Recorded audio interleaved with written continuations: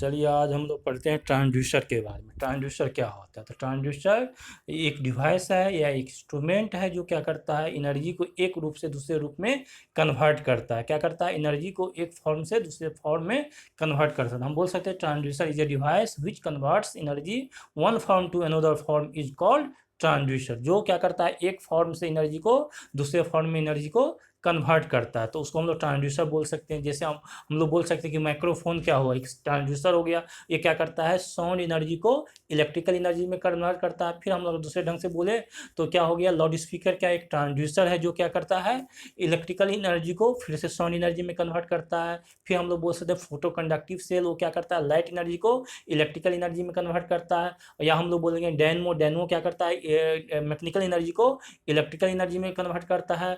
हम लोग मोटर बोल सकते हैं, मोटर क्या करता है, इलेक्ट्रिकल एनर्जी को मैकेनिकल एनर्जी में कन्वर्ट करता है। तो ये सारा जितना अभी हम लोग बोले, ये सब सारा एग्जांपल ऑफ ट्रांसड्यूसर हो गया। तो transducer is a device which converts energy one form to another form, मतलब एक फॉर्म से एनर्जी को दूसरे फॉर्म में कन्वर्ट करता। और दूसरे ढंग से अगर इसको हम लोग बोलेंगे तो transducer is a device which converts non electrical energy into electrical energy, मतलब नॉन इलेक्ट्रिकल एनर्जी से इलेक्ट्रिकल एनर्जी में कन्वर्ट किया, तो अब उसको हम लोग ट्रांसड्यूसर बोलेंगे। तो जैसे हम लोग इंट्रोडक्शन पहले सबसे पहले देखते हैं, तो इंट्रोडक्शन में हम लोग देखेंगे the device which converts the one form of energy into another form of energy known as transducer. और ये जो जिस प्रोसेस के द्वारा एक मतलब कन्वर्ट होता है एनर्जी एक रूप से दूसरे रूप को, उसको हम लोग ट्रांसडक्शन बोलते हैं। क्या बोलते हैं? ट्रांसडक्शन बोलते हैं। The process of conversion is known as transduction. और उसके बाद क्या होता है, और कन्वर्सन कैसे होता है, तो conversion is done by sensing से, मतलब सेंस करके कन्वर्सन होता है। क्या होता है? सेंसिंग के कारण कन्वर्सन होता है। तो the conversion is done by sensing and transducing the physical quantity like temperature, pressure and solidity से, मतलब टेम्परेचर को सेंस कर लिया। जैसे हम लोग थर्मिस्टर की बात करेंगे तो टेम्परेचर को सेंस करके रेजिस्टेंस में चेंज होता है। थर्मोकपल क्या हो गया, वो क्या करता है, मतलब टेम्परेचर को वोल्टेज में कन्वर्ट करता है। जैसे प्रेशर, हम जो अगर एलवीडीटी की बात करेंगे तो एलवीडीटी में क्या होता है कि प्रेशर चेंज होता है इलेक्ट्रिकल एनर्जी में। प्रेशर पहले चेंज होता है डिस्प्लेसमेंट में, और डिस्प्लेसमेंट जो होता है वो चेंज होता है इलेक्ट्रिकल एनर्जी में। अगर साउंड है तो साउंड की बात करेंगे तो साउंड जैसे हम लोग बोलते हैं तो क्या है, उसको एक सेंस करता है। तो जो माइक्रोफोन होता है तो माइक्रोफोन में एक सेंसिंग एलिमेंट आता है जो हमारे जो साउंड एनर्जी को है उसको सेंस करता है। और फिर उसमें कुछ मतलब इंटरनल कंस्ट्रक्शन होता है जिसके कारण साउंड एनर्जी क्या होता है, इलेक्ट्रिकल एनर्जी में कन्वर्ट हो जाता है। जैसे अगर हम लोग फोटो कंडक्टिव सेल या सोलर सेल के बारे में बात करेंगे तो सोलर सेल क्या होता है, सोलर सेल में एक प्लेट लगी होती है, एक कांच की प्लेट लगी रहती है। वो क्या करता है, जितने लाइट एनर्जी है तो उसको लाइट एनर्जी को क्या करता है, सेंस करता है, मतलब उसको कन्वर्ज करता है, कन्वर्ज करके उसको इलेक्ट्रिकल एनर्जी में कन्वर्ट करता है। तो एक ट्रांसड्यूसर में मतलब दो चीज हो गया, एक तो प्रोसेस हुआ उसको कंडक्शन ट्रांसडक्शन बोलते हैं, और एक सेंसर होता है जो उस फिजिकल क्वांटिटी को सेंस करता है और फिर उसको कन्वर्ट करता है। अगर हम लोग इलेक्ट्रिकल ट्रांसड्यूसर की बात करेंगे, इलेक्ट्रिकल ट्रांसड्यूसर हो गया, the electrical transducer converts non electrical energy into electrical signal, मतलब नॉन इलेक्ट्रिकल एनर्जी को इलेक्ट्रिकल एनर्जी में अगर कन्वर्ट करता है तो उसको हम लोग इलेक्ट्रिकल ट्रांसड्यूसर बोलेंगे। अब आता है नीड ऑफ ट्रांसड्यूसर, मतलब ट्रांसड्यूसर की हमको आवश्यकता क्यों पड़ी। तो ट्रांसड्यूसर की आवश्यकता क्यों पड़ी, इसके लिए बहुत सारा कारण हो सकता है। जैसे हम लोग सबसे पहला कारण बोल सकते हैं कि अगर हम लोग कोई चीज़ को मेजर करेंगे, अगर मेजर करने की बात है तो हम लोग डायरेक्ट अगर उस चीज़ को मेजर करते हैं तो वो मेजर करने में ज़्यादा डिफिकल्ट होता है। जैसे कि हम यहाँ पे लिखा है कि it is quite difficult to determine the exact magnitude of the physical forces like temperature, pressure etc। अगर हम लोग उस वैल्यू को मेजर करें या फोर्स मेजर करें, टेम्परेचर मेजर करें या प्रेशर करें, तो उसको मेजर करने में दिक्कत होता है। लेकिन अगर उसी चीज़ को, अगर उसी फिजिकल क्वांटिटी को अगर इलेक्ट्रिकल सिग्नल में हम कन्वर्ट कर देते हैं तो हम लोग उसको इजीली मेजर कर सकते हैं with the help of meter. तो एक ये ट्रांसड्यूसर की आवश्यकता हो गया। दूसरा ये हुआ कि transducer convert the physical forces into electrical signal which can be easily handled and transmitted. मतलब अगर हम लोग कोई चीज़ को, कोई फिजिकल फोर्सेस है, उसको एक जगह से दूसरे जगह ट्रांसफ़र करना है, तो हम लोग डायरेक्ट ट्रांसफ़र करने में हमको बहुत ज़्यादा डिफिकल्ट होगा। अगर उसी चीज़ को एज ए इलेक्ट्रिकल क्वांटिटी में या इलेक्ट्रिकल सिग्नल में हम लोग कन्वर्ट कर लेते हैं, तो उसको हम लोग इजीली ट्रांसमिट कर सकते हैं, इजीली मेजर कर सकते हैं। तो ये फ़ायदा हो गया ट्रांसड्यूसर का। अब जहाँ पे हमको मैकेनिकल एनर्जी से अगर इलेक्ट्रिकल एनर्जी निकालना रहा, तो हमको ये फ़ायदा हो गया। अब हमको इलेक्ट्रिकल में आ गया, तो इलेक्ट्रिकल में आने से क्या होता है कि उस सिग्नल को एम्पलीफाई कर सकते हैं, सिग्नल को एटोनेट कर सकते हैं, सिग्नल को क्या कर सकते हैं, मतलब चॉप कर सकते हैं, काट सकते हैं। तो चूंकि हम लोग डायरेक्ट अगर अगर उसी फॉर्म में अगर एनर्जी रहा, तो उसको काटने में डिफिकल्ट होगा। लेकिन उसको अगर हम लोग इलेक्ट्रिकल एनर्जी में कन्वर्ट कर देते हैं, तो हमको क्या होगा कि सुविधा हो जाएगा कि हमको एम्पलीफिकेशन करने में, या उसको हम लोग क्या करते हैं एटोनेट करने में या फिल्टर करने में, ये हमारा सुविधा हो जाता है। तो इसी वजह से हम लोग ट्रांसड्यूसर का यूज करते हैं। और ट्रांसड्यूसर बहुत सारा यूज है। जैसे हम लोग वॉइस सिग्नल को इलेक्ट्रिकल सिग्नल में कन्वर्ट करके हम लोग सिग्नल को दूर भेज सकते हैं। चाहे हम लोग सोलर एनर्जी है, तो इसे सोलर एनर्जी को हम लोग यूज नहीं कर सकते थे, लेकिन सोलर प्लेट के माध्यम से उसको क्या करते हैं इलेक्ट्रिकल एनर्जी में यूज कर सकते हैं। तो ये बेसिक हमारा यूज ऑफ ट्रांसड्यूसर हो गया, नीड ऑफ ट्रांसड्यूसर। अब है कि अब इसका एडवांटेज क्या होता है, तो कुछ कुछ एडवांटेज के बारे में हम लोग पढ़ेंगे। इसका तो हम लोग बोल सकते the following are the advantage of converting the physical quantity into electrical quantity. अब फिजिकल क्वांटिटी क्यों है, कोई मतलब दूसरे फॉर्म में कोई एनर्जी है, उसको इलेक्ट्रिकल सिग्नल में कन्वर्ट करने से हमको क्या क्या फायदा होगा। जैसे कि अभी थोड़ा देर हम पहले बताए हुए हैं कि पहला फायदा तो ये है कि अगर उस सिग्नल, अगर कोई फिजिकल क्वांटिटी है, कोई नॉन इलेक्ट्रिकल एनर्जी है, तो उसको हम लोग डायरेक्टली क्या कर सकते, एटोनेट नहीं कर सकते, उसको एम्पलीफाई नहीं कर सकते। लेकिन अगर उसको हम लोग इलेक्ट्रिकल एनर्जी में कन्वर्ट कर लेते हैं, तो the attenuation and amplification of the electrical signal are very easy. अब अगर इलेक्ट्रिकल सिग्नल में कन्वर्ट हो गया, तो उस इलेक्ट्रिकल सिग्नल को हम लोग इजीली क्या कर सकते हैं, एटोनेट कर सकते हैं, एम्पलीफाई कर सकते हैं, जो कि संभव है। और उसमें क्या होता है, कोई नॉन इलेक्ट्रिकल एनर्जी होता है, तो उसमें फ्रिक्शन होने की ज़्यादा चांस होती है। लेकिन इलेक्ट्रिकल एनर्जी कन्वर्ट हो जाता है, तो वहाँ लेस फ्रिक्शन होता है। तो हम लोग बोल सकते हैं the electrical signal produce less frictional error. ठीक। अब तीसरा क्या है कि उस पावर को हम लोग कंट्रोल कर सकते हैं, जो कि नॉन इलेक्ट्रिकल अगर एनर्जी है, तो उसको कंट्रोल करने में हमको क्या हो सकता है, डिफिकल्टी हो सकता है। लेकिन अगर उसको इलेक्ट्रिकल सिग्नल में हम लोग कन्वर्ट कर ले, या इलेक्ट्रिकल एनर्जी में कन्वर्ट कर ले, तो उसको हम लोग क्या कर सकते हैं कि लेस उसमें एफोर्ट लगाना पड़ेगा उसको कंट्रोल करने की। तो हम लोग बोल सकते हैं the small power is required for controlling the electrical signal. तो और इसमें एक फायदा है कि उस इलेक्ट्रिकल एनर्जी को कंट्रोल करने के लिए हमको कम पावर की खर्च पड़ेगा। अगर वो नॉन इलेक्ट्रिकल एनर्जी है, तो उसको अगर कंट्रोल करना है, तो वहाँ पर हमको ज़्यादा पावर रिक्वायर्ड होगा। तो एक ये बेनिफिट हो गया। और फिर इसका क्या है कि इसको हम लोग ट्रांसमिट कर सकते हैं, प्रोसेस कर सकते हैं।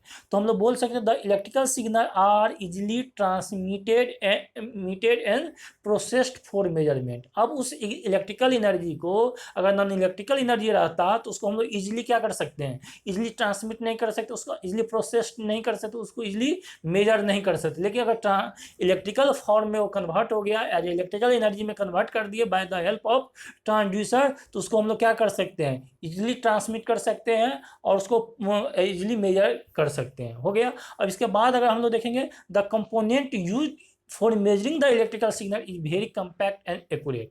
मतलब अगर इलेक्ट्रिकल सिग्नल को मेजर करते हैं, और उसमें जो हम लोग कंपोनेंट यूज होता है, वो कम्पैक्ट होता है, एक्यूरेट है।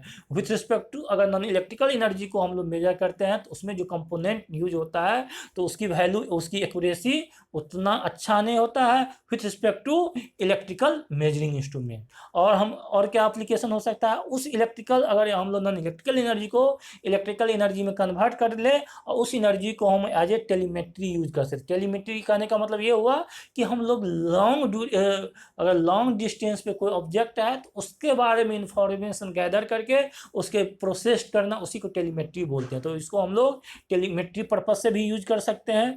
तो ये हो गया।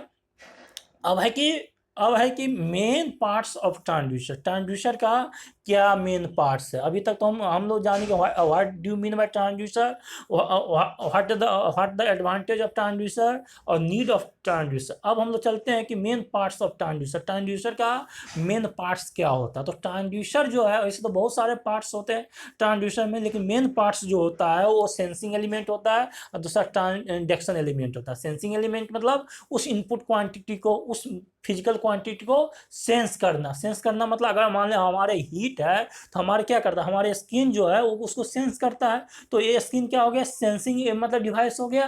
तो जिस उस फिजिकल क्वांटिटी को एट फर्स्ट सेंस करना, और ट्रांजैक्शन एलिमेंट करने का मतलब हो गया उस फिजिकल क्वांटिटी को इलेक्ट्रिकल फॉर्म में कन्वर्ट करना।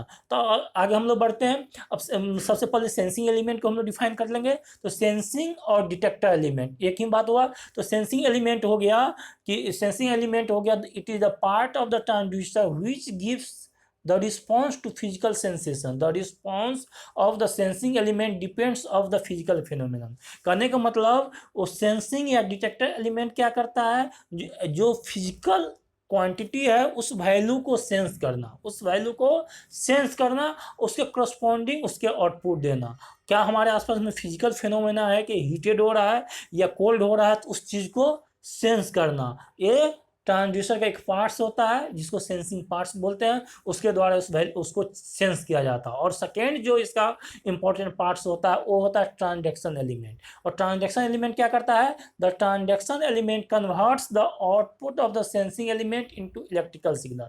मतलब ट्रांसडक्शन एलिमेंट क्या करता है, जो सेंसिंग एलिमेंट जिस क्वांटिटी को, जिस चीज को सेंस किया उसको इलेक्ट्रिकल सिग्नल में कन्वर्ट करना। तो हम लोग बोल सकते हैं कि the element is also called secondary transducer.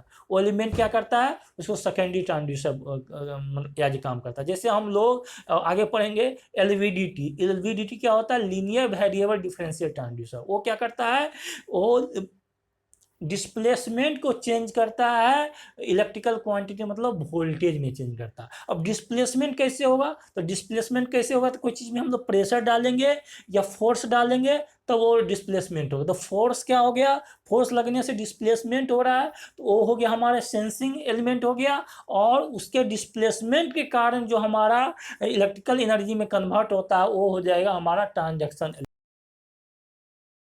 Transaction element को एज ए सेकेंडरी ट्रांसड्यूसर भी बोलते हैं। इसके अलावे और भी पार्ट्स होते हैं ट्रांसड्यूसर में, जैसे कि हम बताए हैं। और सब क्या हो सकता है, उसमें एम्पलीफायर लगा रहता है, सिग्नल प्रोसेसिंग लगा इक्विपमेंट लगता है, पावर सप्लाई कैलिब्रेटिंग इक्विपमेंट लगता है और रेफरेंस सोर्स रहता है जिसके सहारे ऑपरेट होता है। तो ये हो गया हमारा मेन पार्ट्स ऑफ ट्रांसड्यूसर। अब है कि किस किस फैक्टर पे ट्रांसड्यूसर क्या करता है, इफेक्ट होता है। The factor effect on the choice of transducer, किस किस पे ट्रांसड्यूसर, किस किस फैक्टर पे ट्रांसड्यूसर इफेक्ट करता है, तो उसके बारे में हम लोग जानेंगे। तो the choice of the transducer used for measuring physical quantity depends on the following factor. मतलब बहुत सारे फैक्टर पे ये डिपेंड करता है। तो सबसे पहला हम लोग फैक्टर देखेंगे, तो पहला सबसे फैक्टर है कि operating principle. Operating principle depend करता है कि किस प्रिंसिपल पे वर्क करता है ट्रांसड्यूसर। तो ट्रांसड्यूसर जो बेसिकली होता है वो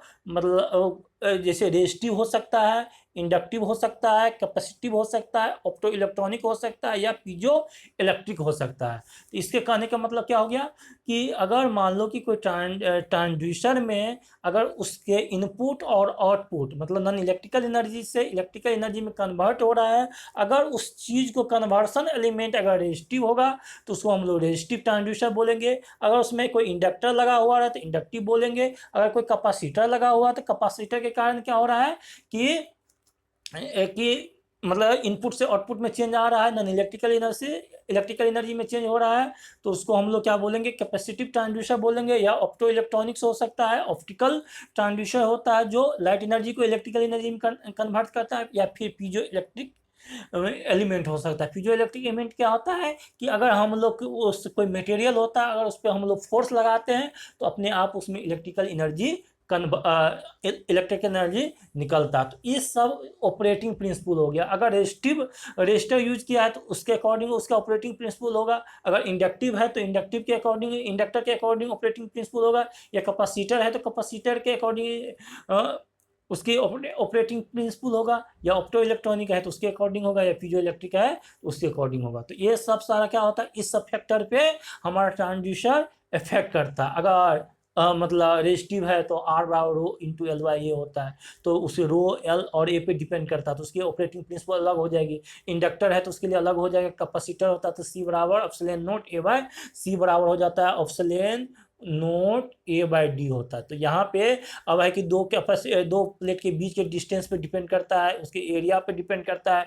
तो वो जिस प्रिंसिपल पे वर्क करेगा तो उस प्रिंसिपल पे उस ऐसा ऑपरेटिंग प्रिंसिपल हो जाएगा, तो इस पे इफेक्ट डालेगा ट्रांसड्यूसर। दूसरा इसका क्या है, सेंसिटिविटी पे ट्रांसड्यूसर डिपेंड करता है, मतलब किस तरीके से सेंस करता है कोई चीज को, कोई फिजिकल क्वांटिटी को किस तरीके से सेंस करता है। तो सेंसिटिविटी पे भी ट्रांसड्यूसर का डिपेंड करता है, मतलब इस फैक्टर पे ट्रांसड्यूसर इफेक्ट होता है। उसके बाद है ऑपरेटिंग रेंज। ऑपरेटिंग रेंज हमको पता है कि किस ऑपरेटिंग रेंज पे ट्रांसड्यूसर वर्क करे। ऐसा ना हो कि हम लोग ज़्यादा अगर वोल्टेज प्रोवाइड करवा दे या ज़्यादा करंट इसमें प्रोवाइड कराएंगे तो क्या होगा कि मेरा एनर्जी एक फॉर्म से दूसरे फॉर्म में कन्वर्ट नहीं होगा। हो सकता है कि हमारा सर्किट ब्रेक हो जाए, हो सकता है कि हमारे इंस्ट्रूमेंट बर्न हो जाए। तो ये इस पे भी इफेक्ट डालता है हमारा ट्रांसड्यूसर। फिर एक्यूरेसी पे भी इफेक्ट डालता है कि the transducer gives accuracy after calibration, मतलब एक्यूरेसी बहुत अच्छा होना चाहिए। फिर एरर पे भी डिपेंड करता है, तो the errors are avoided by taking input relation which obtained by the transformer function, मतलब एरर फ्री होना चाहिए। अगर एरर होगा तो ट्रांसड्यूसर का आउटपुट मतलब क्या हो जाएगा, अफेक्टेड हो जाएगा। फिर है कि लोडिंग इफेक्ट हो गया। लोडिंग इफेक्ट क्या है कि ट्रांसड्यूसर जो हम लोग डिजाइन करेंगे तो उसमें बहुत सारा कनेक्शन होगा, तो उस पर भी उसके आउटपुट डिपेंड करेगा। उसके अकॉर्डिंग भी हमारे इनपुट एनर्जी आउटपुट में चेंज होने में होगा। तो the transducer have high input impedance and low output impedance for avoiding error. इसका मतलब हमको क्या चाहिए, अगर जो ट्रांसड्यूसर हम लोग डिजाइन कर रहे हैं तो उसकी इनपुट इम्पीडेंस हाई होना चाहिए और आउटपुट इम्पीडेंस क्या होना चाहिए, लो होना चाहिए।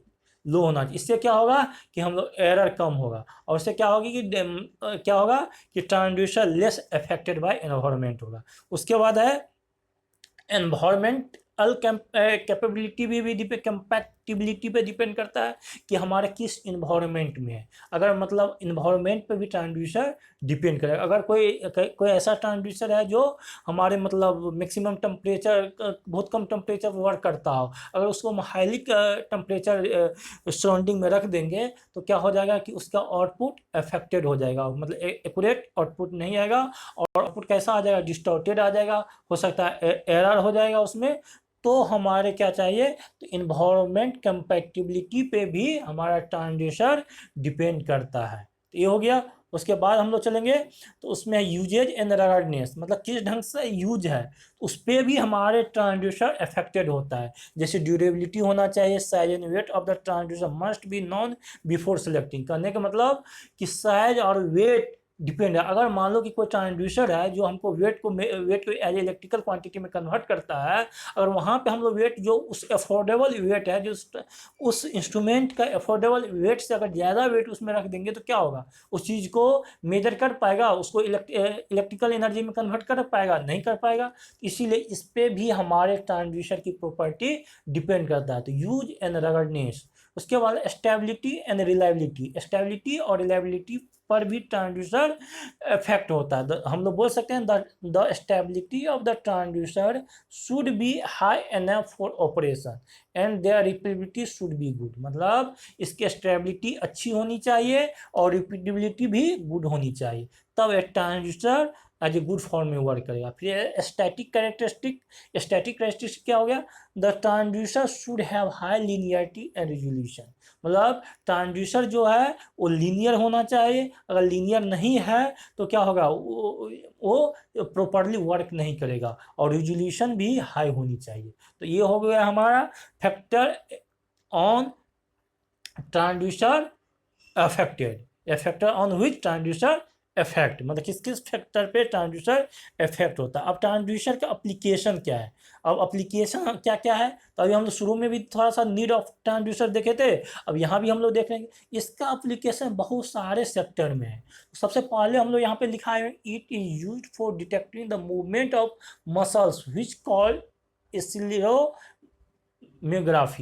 एसिलेरो मायोग्राफी, मतलब अगर हमारे मसल्स का मूवमेंट है तो उस मसल के मूवमेंट को भी हम लोग मेजर कर सकते हैं, मतलब उस मसल्स के मूवमेंट जो डिस्प्लेसमेंट हो रहा है उसको एज ए इलेक्ट्रिकल एनर्जी में कन्वर्ट करके इसको मेजर किया जा सकता है। और ट्रांसड्यूसर जो इंजन की लोड है उसको भी मेजर करता है। ट्रांसड्यूसर जो है इंजन का नॉक है उसको भी यूज करने में मेजर किया जाता है। ट्रांसड्यूसर जो है pressure of the gas measure करता है, liquid converted to electrical signal, मतलब प्रेशर जो किसी गैस का क्या प्रेशर है, किसी लिक्विड का क्या प्रेशर है, उसको उस प्रेशर को हम लोग एज ए इलेक्ट्रिकल क्वांटिटी में कन्वर्ट करके उसकी वैल्यू को हम लोग मेजर कर सकते हैं। तो ये इसमें एप्लीकेशन में होता है। फिर क्या है कि ये जो ट्रांसड्यूसर है वो क्या करता है, टेम्परेचर को कन्वर्ट करता है इलेक्ट्रिकल सिग्नल में, इसमें होता है। फिर ट्रांसड्यूसर का यूज है अल्ट्रासाउंड मशीन में होता है, जहाँ पे क्या करता है ये साउंड एनर्जी को रिसीव करके उसके क्रॉसपॉन्डिंग इमेज को डिजाइन करता है और सीपीयू पे। तो ये हो गया। फिर क्या करता है ट्रांसड्यूसर का यूज है एज स्पीकर में। स्पीकर में क्या होता है, वो क्या करता है इलेक्ट्रिकल सिग्नल को साउंड सिग्नल में को इलेक्ट्रिकल सिग्नल में कन्वर्ट करता है, for converting the sound signal into electrical signal. या हम लोग क्या स्पीकर में क्या करेगा, इलेक्ट्रिकल सिग्नल को साउंड सिग्नल में कन्वर्ट करता है, तो इसमें यूज है। फिर और हम लोग बोल सकते हैं कि ट्रांसड्यूसर जो का यूज है एंटीना में converting the electromagnetic into electrical. Antenna जो होता है वो एक रिसीविंग और एक ट्रांसमिटिंग डिवाइस होता है। वो क्या करता है, अगर हम लोग transmitting as a transmitter use करेंगे तो वो क्या करता है इलेक्ट्रिकल एनर्जी को किस में कन्वर्ट करता है, इलेक्ट्रोमैग्नेटिक एनर्जी में कन्वर्ट करता है, इलेक्ट्रोमैग्नेटिक एनर्जी में कन्वर्ट करता है। अगर इसी को हम लोग क्या करेंगे एज ए स्पीकर यूज करेंगे, एज ए अगर हम लोग एंटीना को एज ए रिसीविंग करेंगे तो वो इलेक्ट्रोमैग्नेटिक एनर्जी को एज ए इलेक्ट्रिकल एनर्जी में यूज कन्वर्ट करेगा। तो ये बेसिकली इतना सारा यूज है। और मतलब आगे और पढ़ेंगे, इसका सेकेंड पार्ट भी पढ़ेंगे। होप सो आप लोग अभी तक समझ गए होंगे।